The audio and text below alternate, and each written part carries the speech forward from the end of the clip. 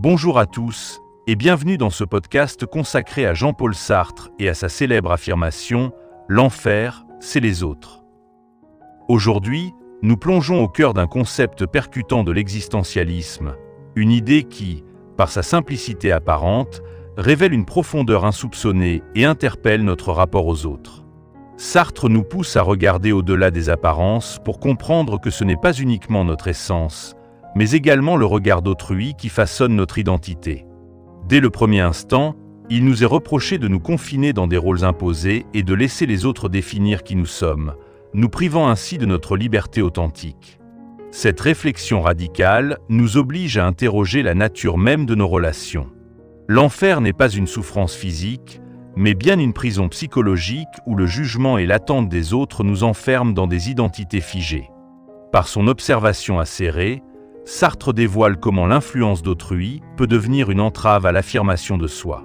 La liberté, cette valeur fondamentale de l'existence, est ainsi compromise par le poids du regard extérieur, transformant chaque interaction en une lutte pour préserver notre individualité. Ce podcast se veut une invitation à la réflexion personnelle, à l'examen de nos expériences et de la manière dont elles nous définissent. Il s'adresse à ceux qui osent remettre en question les normes et les masques que la société nous impose. Posez-vous la question de savoir comment le regard des autres a influencé vos choix, vos aspirations et même votre conception de vous-même. Chaque instant passé à chercher l'approbation extérieure peut être perçu comme une barrière à l'épanouissement personnel. En vous libérant de ce carcan, vous ouvrez la voie à une existence où l'authenticité prime sur le conformisme. Loin d'être un concept morne, cette idée invite à la libération intérieure et à la redécouverte de la véritable liberté. En reconnaissant et en acceptant que nos relations interpersonnelles reflètent nos conflits intérieurs, nous pouvons transformer l'adversité en source de force et de croissance. Ce cheminement permet de dépasser la peur du jugement pour accéder à une vie plus authentique et pleine de sens. Dans ce podcast, nous explorerons en profondeur ces thématiques en analysant leurs implications philosophiques et en mettant en lumière la pertinence de cette pensée dans notre société actuelle. Écoutez attentivement, interrogez-vous et laissez-vous guider par cette quête de vérité qui vous conduira à repenser vos rapports avec autrui. Merci de vous joindre à nous pour cet entretien intellectuel et personnel, une aventure qui promet de dévoiler les multiples facettes de la liberté et de l'authenticité. Prenez le temps d'intégrer ces réflexions dans votre quotidien. Laissez ces mots éveiller en vous le désir de vous affranchir des jugements extérieurs et de bâtir votre propre identité libérée. Que cette écoute vous inspire à vivre pleinement, à oser penser par vous-même et à remettre en question les certitudes imposées. Embrassez ce moment de liberté intérieure et faites de votre existence un chemin d'authenticité et de passion. Avancez avec courage et clarté pour toujours progresser. Le contexte historique et politique qui a façonné la pensée de Jean-Paul Sartre s'inscrit dans une période de profonds bouleversements qui ont marqué la France et l'Europe après la Seconde Guerre mondiale. La dévastation de la guerre, suivie de la période de reconstruction, a favorisé l'émergence d'un climat intellectuel où la remise en cause des valeurs traditionnelles et des structures établies était devenue une nécessité. Dans ce contexte, la résistance, à laquelle Sartre participa activement, a joué un rôle déterminant en révélant la force de la pensée critique et en ouvrant la voie à une nouvelle conception de la liberté. L'expérience de la guerre et la confrontation aux horreurs de l'occupation ont profondément influencé sa vision du monde en lui inculquant la certitude que l'homme doit pouvoir définir lui-même son existence, sans être esclave d'un ordre extérieur oppressif. La France de l'après-guerre se trouve alors au cœur d'un renouvellement en politique intellectuelle, dans une ambiance chargée d'espoir, mais aussi d'incertitude face aux enjeux de la reconstruction. La guerre froide s'installe rapidement, instaurant un climat de tension entre l'Est et l'Ouest qui remodèle les rapports de force sur la scène internationale. Dans ce contexte, la fracture idéologique se nourrit d'une méfiance envers les structures autoritaires et conduit à une remise en question des modèles de pensée hérités du passé. Sartre, en pleine effervescence existentielle, se pose en défenseur acharné de la liberté absolue de l'individu. Il refuse de voir l'être humain se laisser enfermer par des institutions ou des idéologies qui étouffent son essence. Ce rejet irrévocable de toute forme de domination se trouve au cœur de sa critique des systèmes de pouvoir et de l'aliénation que l'on peut tirer du regard d'autrui, thème central de sa célèbre formule « l'enfer », C'est les autres. La scène politique française est également marquée par les débats sur la décolonisation et la recherche de justice sociale. Ces problématiques, qui secouent profondément la conscience collective, nourrissent une réflexion sur la légitimité du pouvoir et sur l'autonomie de chaque individu. La contestation des inégalités, la dénonciation des privilèges et l'appel à l'émancipation des peuples opprimés font écho aux engagements radicalement humanistes de Sartre. Ce climat politique tendu incite l'intellectuel à prendre position en faveur d'une liberté totale, en appelant à une transformation de la société à travers une révolution des mentalités. Les idées existentialistes se répandent alors dans les débats publics, offrant un cadre théorique au rejet du déterminisme social et à la valorisation de la responsabilité individuelle. La volonté d'affirmer sa liberté face aux pressions collectives devient ainsi le leitmotiv d'une génération en quête de renouveau. Le dynamisme de cette époque se reflète dans le renouveau des idées et des pratiques philosophiques qui émergent dans les cercles intellectuels de Paris. Les cafés, les universités et les revues deviennent des lieux privilégiés d'échange où se forment les courants de pensée qui questionnent le sens profond de l'existence. Sartre, au cœur de ce mouvement, participe activement à la vie intellectuelle et politique du pays. Ses prises de position engagées, ses discours enflammés et ses écrits provocateurs témoignent d'une volonté de critiquer sans concession les injustices et les conformismes imposés par une société en mutation. Il revendique le droit à l'autodétermination et incite chacun à se libérer des carcans imposés par l'ordre établi. L'époque se caractérise ainsi par une remise en cause radicale de la hiérarchie sociale et par une lutte pour la redéfinition des rapports humains et politiques. Les événements historiques et les tensions politiques de cette période créent un terreau fertile pour l'émergence d'une pensée subversive et novatrice. La confrontation entre les idéologies, la quête d'une identité nouvelle et la volonté de briser les chaînes de l'autorité donnent naissance à un environnement intellectuel riche et passionné. Les expériences tumultueuses du passé résonnent dans les réflexions de Sartre, qui s'efforce de comprendre comment l'homme peut s'extraire de l'oppression du regard des autres pour affirmer sa liberté véritable. L'héritage de cette époque, empreint de remise en question et d'une lutte incessante pour l'émancipation, continue de résonner aujourd'hui comme une invitation permanente à repenser notre rapport aux structures de pouvoir et à la notion même de liberté individuelle. Jean-Paul Sartre fonde sa pensée sur l'idée radicale que l'existence précède l'essence, signifiant ainsi que l'homme n'est sans nature déterminée et qu'il se définit uniquement par ses choix et ses actes.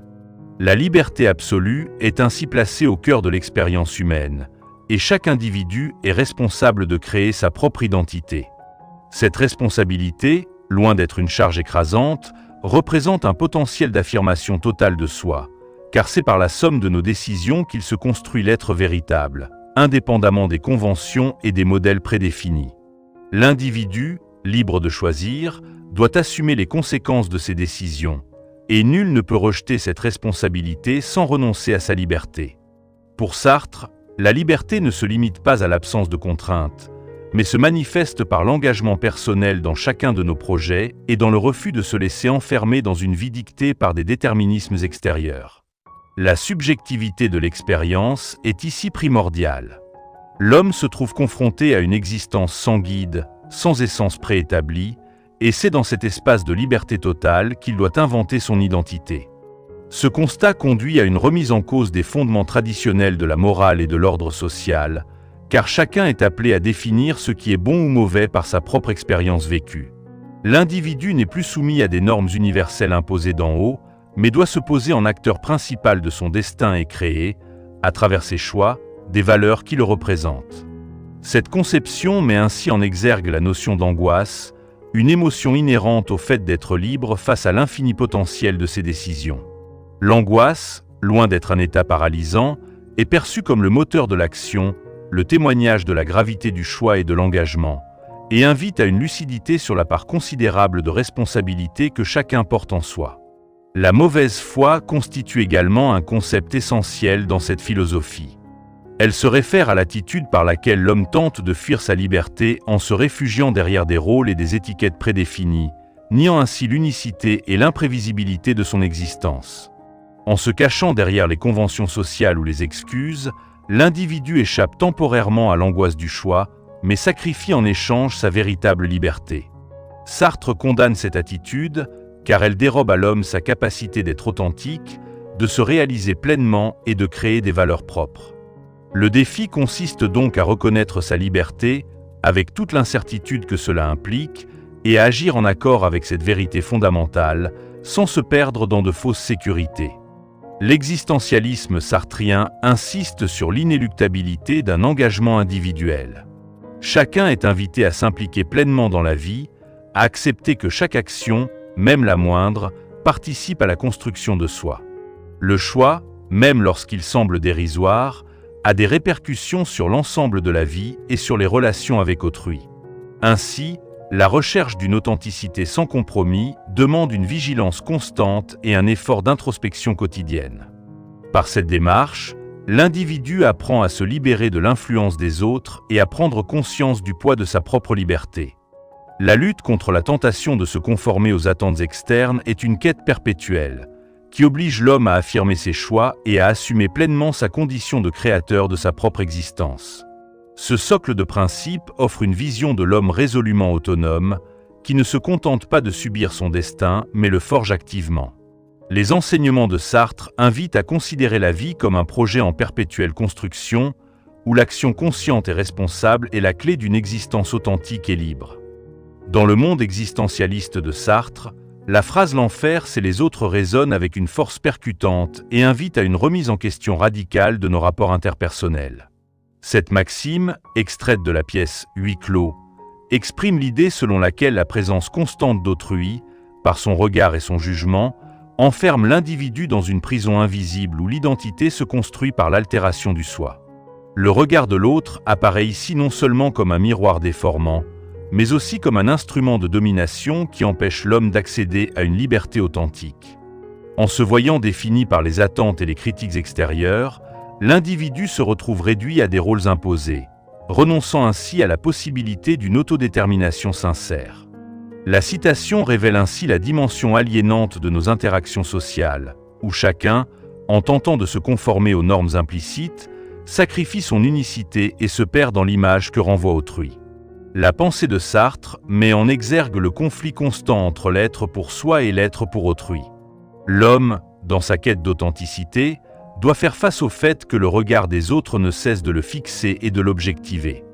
Cette objectivation engendre une forme de malaise intérieur, car elle enferme l'existence dans des cadres préétablis et empêche l'individu de choisir librement son destin. L'enfer n'est pas ici une condition matérielle ou une souffrance imposée par un tyran extérieur, mais résulte du poids intenable des regards qui scandalisent, jugent et limitent la possibilité de s'inventer autrement. Paradoxalement, la coexistence avec autrui, essentielle à la vie sociale, devient le lieu de la perte de soi. Le défi consiste alors à se libérer de cette emprise en affirmant sa propre subjectivité, en refusant de se laisser submerger par l'image que les autres projettent. La véritable liberté, selon Sartre, passe par l'acceptation de sa responsabilité et par la décision de créer sa propre essence en dépit de l'influence extérieure. Cette analyse met en lumière l'importance de se détacher des images de soi imposées par autrui pour se forger une identité propre, un chemin vers la liberté et l'authenticité qui transcende les pièges de la subjectivité collective. L'exploration de ce concept nous amène à comprendre que la relation avec autrui est ambivalente. D'une part, elle est nécessaire au développement de l'être, et d'autre part, elle peut constituer un obstacle majeur à l'exercice de sa propre liberté. Dans cette tension, il est essentiel de reconnaître la dualité de l'expérience humaine et de chercher un équilibre qui permette à chacun de s'affirmer tout en respectant les autres. Ce cheminement vers une identité autonome requiert un travail intérieur constant et une vigilance permanente contre la tentation de se conformer aux attentes extérieures. Chaque interaction, chaque regard posé sur nous-mêmes révèle une part de cette lutte et constitue une opportunité de s'affirmer en tant qu'individu unique. Le discours sartrien nous invite à ne pas fuir cette réalité, mais à l'apprivoiser et à en tirer les enseignements nécessaires pour cultiver une existence sincère et pleinement assumée. Cette citation demeure ainsi une clé pour repenser nos liens et affirmer la primauté de la liberté individuelle. La pensée de Sartre, en affirmant que l'enfer, c'est les autres, interpelle directement la manière dont nos relations interpersonnelles façonnent notre existence et influencent notre construction identitaire. Le regard d'autrui apparaît comme une force implacable qui exerce une pression constante sur l'individu, l'enfermant dans des configurations préétablies et limitant la possibilité d'une autodétermination véritable.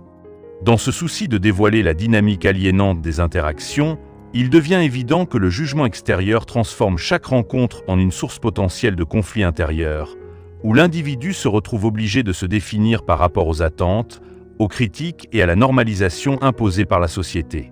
Cette influence du regard d'autrui se manifeste dans la manière dont nous adaptons nos comportements, nos choix et même notre mode de vie pour répondre aux standards perçus comme légitimes. La construction de soi, selon Sartre, ne peut s'opérer en totale autonomie puisqu'elle est inévitablement médiatisée par l'autre. Les interactions sociales, qu'elles soient familiales, amicales ou professionnelles, imposent une confrontation constante entre l'image que nous tenons de nous-mêmes et celle que les autres projettent. Ce dualisme engendre une tension permanente, où la quête de l'authenticité se heurte à la nécessité de se conformer à des rôles socialement définis, générant ainsi une aliénation progressive qui nuit à l'épanouissement personnel. Dans la vie quotidienne, ce phénomène se traduit par des situations concrètes où l'individu, par peur du rejet ou du jugement, adopte des comportements qui ne reflètent pas nécessairement ses convictions profondes. La recherche de validation dans le regard d'autrui peut mener à un renoncement à la liberté individuelle, substituant l'authenticité à une existence façonnée par la volonté de plaire. Lorsque l'on observe les rapports interpersonnels, il est fréquent de constater que la pression sociale pousse chacun à endosser des masques et à dissimuler ses véritables aspirations pour s'intégrer dans un groupe ou répondre à des critères imposés. Ce mécanisme, bien que répandu, cultive un sentiment de vide et de frustration, car l'individu se retrouve dépossédé du contrôle sur sa propre identité et est contraint de vivre une réalité qui ne lui est pas entièrement reconnue. Les échanges se chargent de la dimension de l'attente, où chaque parole, chaque geste devient prétexte à une évaluation permanente. Cette atmosphère de surveillance mutuelle amplifie le malaise existentiel et solidifie l'idée que nos relations ne nous libèrent pas, mais nous emprisonnent dans un cycle de comparaison et de jugements incessants. Le constat de Sartre invite ainsi à une remise en question des rapports de pouvoir dans l'intimité des relations, en soulignant que l'autre, par son regard, exerce une emprise qui va bien au-delà de simples interactions sociales. L'individu se voit réduit à l'image qu'il croit renvoyer, perdant ainsi la possibilité de s'inventer continuellement. Face à cette réalité, il apparaît crucial de repenser notre manière d'interagir. La prise de conscience de l'impact déstabilisateur du regard des autres constitue en soi une première étape vers une émancipation personnelle, une invitation à affirmer sa singularité et à se libérer des carcans imposés par la société. Pour que nos relations puissent devenir un lieu d'échange authentique, il est indispensable de reconnaître la dualité de notre existence. L'individu qui aspire à se réaliser et l'être qui se trouve souvent conditionné par la perception d'autrui. Cette tension, si elle est dépassée, ouvre la voie à des interactions où la liberté, l'honnêteté et l'acceptation mutuelle priment sur la conformité et le jugement. Les conséquences de ce dépassement se répercutent non seulement au niveau personnel, mais aussi dans la manière dont la société conçoit et valorise l'individualité. Et si nous plongeons au cœur de l'expérience vécue et de la signification intime que véhicule la pensée sartrienne, la confrontation avec soi-même, invitée par l'existentialisme, pousse chaque individu à un examen minutieux de ses propres choix et de la manière dont il se définit face aux exigences du monde. L'introspection devient ainsi un outil précieux qui permet de déconstruire les masques imposés par autrui et de retrouver l'essence véritable de l'être. Se retrouver face à ses propres contradictions, ses angoisses et ses espérances devient alors un processus essentiel pour accéder à une vie authentique. En interrogeant sans relâche la validité des jugements portés sur soi, chacun découvre que l'image projetée par le regard extérieur n'est qu'une dimension parmi d'autres et qu'elle ne définira jamais totalement sa personne. Chaque réflexion personnelle forge un chemin unique vers la liberté, car elle incite à rejeter la facilité de se conformer pour embrasser la complexité d'un soi en constante évolution. L'individu se trouve alors confronté à la nécessité de se libérer des schémas préétablis, de remettre en question les normes adoptées et de s'engager dans une quête permanente d'authenticité. Se tenir face à ses propres idées, reconnaître ses erreurs et accepter ses failles deviennent des actes de courage qui permettent de dépasser les illusions de la bonne foi. La capacité à accepter ses vulnérabilités, tout en construisant une identité fondée sur la réflexion et la lucidité, s'avère être un défi quotidien qui confère une dimension profondément humaine à l'existence. L'expérience intime de cette démarche offre des clés pour interpréter les situations de la vie sous un angle nouveau. La remise en cause des évidences permet de comprendre que chaque conflit, chaque moment d'incertitude recèle en son sein une opportunité de croissance. La réflexion personnelle se transforme en une véritable école de la vie, où l'on apprend à distinguer les désirs superficiels des aspirations essentielles. Cette capacité à observer ses propres réactions et à en tirer des enseignements permet de transformer les obstacles en tremplin pour une évolution intérieure. La quête de sens s'allie alors avec la recherche d'une vérité personnelle qui se construit graduellement, à mesure que l'on ose remettre en cause les certitudes et que l'on se libère des injonctions extérieures. L'interprétation philosophique de ce parcours est autant une invitation à l'individualité qu'une ouverture sur le monde. Ce processus introspectif ne se contente pas d'être un exercice solitaire. Il trouve également sa résonance dans les interactions avec autrui. En partageant ses questionnements, en dialoguant sur la nature du regard et de l'existence, chacun contribue à faire évoluer une pensée collective qui valorise l'authenticité. La confrontation aux autres, loin d'être uniquement une source de conflit, devient ainsi une occasion de se redécouvrir dans la diversité des expériences humaines. Le questionnement permanent sur la manière dont nous sommes construits et sur la force des engagements individuels ouvre des perspectives nouvelles qui nourrissent une vision du monde fondée sur la liberté, le respect et la reconnaissance de la valeur de chacun. La démarche d'auto-analyse, exigeante et libératrice, se traduit par une écoute attentive de sa propre voix intérieure et par la capacité à transformer les jugements en défis personnels. En adoptant une attitude d'ouverture et de remise en question constante, l'individu parvient à dépasser les limitations imposées par le regard des autres et à forger une existence véritablement sienne. Ces réflexions personnelles, portées par la force de l'engagement intellectuel, dessinent les contours d'une vie qui puise dans l'authenticité et dans la certitude que la liberté se conquiert par l'acceptation de soi et le refus de toute conformité imposée. La pensée sartrienne et son impact sur la société contemporaine se révèlent par leur capacité à interroger notre rapport aux autres et à transformer profondément nos interactions quotidiennes.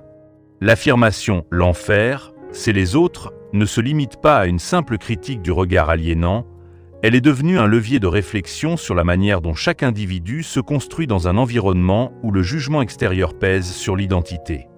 Dans le monde professionnel, cette idée incite à remettre en question des structures hiérarchiques rigides où la performance est souvent mesurée au travers d'une validation constante des autres. La pression de conformer son image aux standards imposés par la société est de plus en plus contestée par ceux qui, inspirés par l'existentialisme, privilégient une recherche d'authenticité et d'émancipation personnelle. Cette dynamique favorise des environnements de travail où l'initiative individuelle et le refus de se laisser enfermer dans des rôles préétablis deviennent des atouts majeurs pour innover et repenser les modes de collaboration. La critique de la mauvaise foi, qui consiste à masquer sa véritable identité derrière des comportements dictés par des normes extérieures, trouve un écho particulier dans les débats actuels sur l'image de soi et la quête de sens dans un monde hyperconnecté. Les réseaux sociaux, par exemple, amplifie la pression du regard et la tendance à se conformer à une image idéalisée, donnant ainsi une résonance moderne à la vision sartrienne. Cette remise en question pousse de nombreux individus à encourager l'authenticité, à valoriser la singularité et à rechercher des interactions basées sur une compréhension mutuelle plutôt que sur le jugement et la comparaison incessante. Les mouvements culturels et les initiatives citoyennes s'inspirent de cette pensée pour promouvoir des espaces d'échange où la critique constructive et l'émancipation individuelle priment sur la conformité sociale, offrant ainsi une alternative aux rapports de domination traditionnels. Dans le domaine de l'éducation, ces idées alimentent une pédagogie centrée sur l'autonomie, invitant les étudiants à se forger leur propre chemin et à questionner sans cesse les vérités établies. L'inculcation d'un esprit critique et la valorisation de la responsabilité individuelle permettent de préparer des citoyens capables de vivre en accord avec leurs convictions, libres de toute influence réductrice du regard extérieur. Ce modèle éducatif s'inscrit dans une volonté de développer non seulement des compétences techniques, mais également une conscience éthique et existentielle, essentielle pour naviguer dans la complexité du monde contemporain. À travers des débats, des ateliers et des projets collaboratifs, la pensée de Sartre continue d'alimenter le dialogue sur la liberté et sur les modalités de construction de soi dans une société en constante évolution. Les revendications pour plus d'inclusion et de justice sociale s'enrichissent également de cette perspective. Remettre en cause les modèles de domination implicites dans nos rapports interpersonnels ouvre la voie à un rééquilibrage des rapports de pouvoir, permettant aux individus de s'exprimer pleinement et de contribuer à une transformation collective. La vision sartrienne, qui place l'individu au centre de son destin, inspire des initiatives visant à briser les barrières psychologiques et sociales qui fragmentent la cohésion commune. En affirmant que la véritable liberté naît de l'exercice de la responsabilité personnelle, cette approche offre des outils pour repenser les mécanismes d'exclusion et pour favoriser une société plus solidaire et consciente. Ainsi, l'héritage de Sartre persiste dans l'époque moderne, rappelant que la lutte pour l'émancipation passe par la connaissance de soi et le refus de se laisser enfermer dans des identités imposées.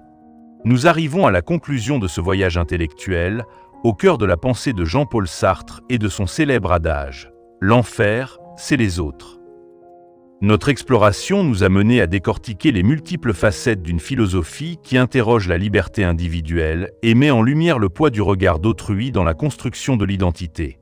Nous avons parcouru l'histoire tumultueuse de l'après-guerre, le contexte de l'engagement intellectuel de Sartre, puis examiné en profondeur les fondements de l'existentialisme sartrien, qui postule que l'homme naît sans essence et se définit uniquement par ses choix.